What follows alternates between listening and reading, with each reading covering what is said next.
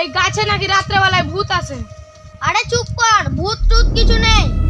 কিন্তু দারোয়ান কাকু তো বলেছিলেন রাতে এখানে কারা হাসে। সব বাতাসের জন্য যে তোরা কি বিজ্ঞান বুঝিস না?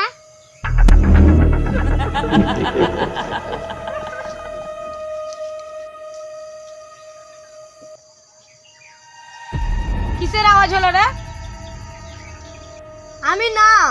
আমার গা থেকে হাত দিল। আরে দাঁড়া, মোবাইল টর্চ জ্বালাই।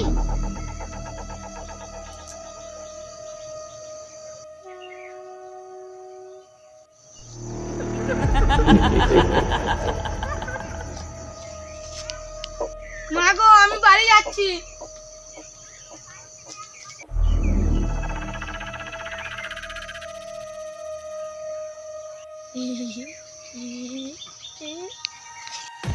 শান্ত হও, কেউ বোধহয় আমাদের সাথে মজা করছে। তোরা আমার গাছের কাছে কেন এসেছিস? আমরা ঘুরতে এসেছি। আমি বিড়ি খেতে এসেছি। তোরা নিশ্চয়ই মিথ্যা কথা বলছিস।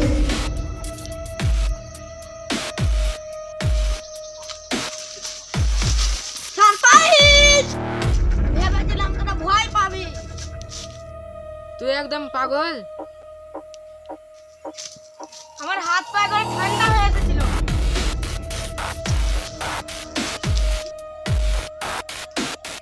এবার আমি এসেছি।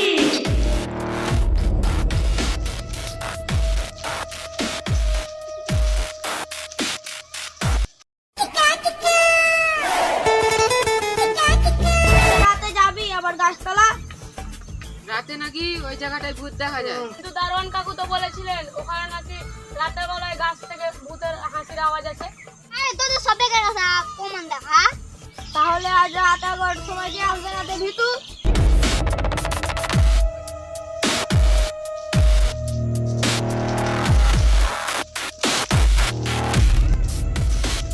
আমরা এখানে এসে মনে হয় ভুল করাই।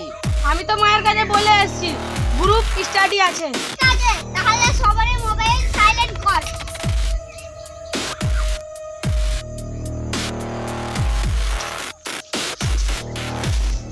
গাছে তো কিছুই নেই।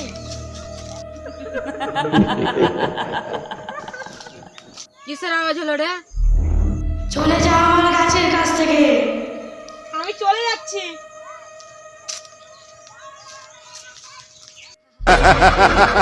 আরে তুই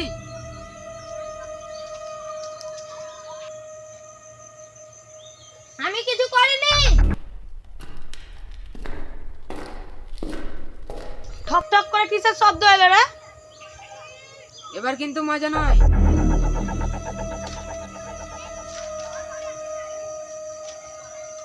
1915 সালে এক ছাত্র এখানে হারিয়ে যায়।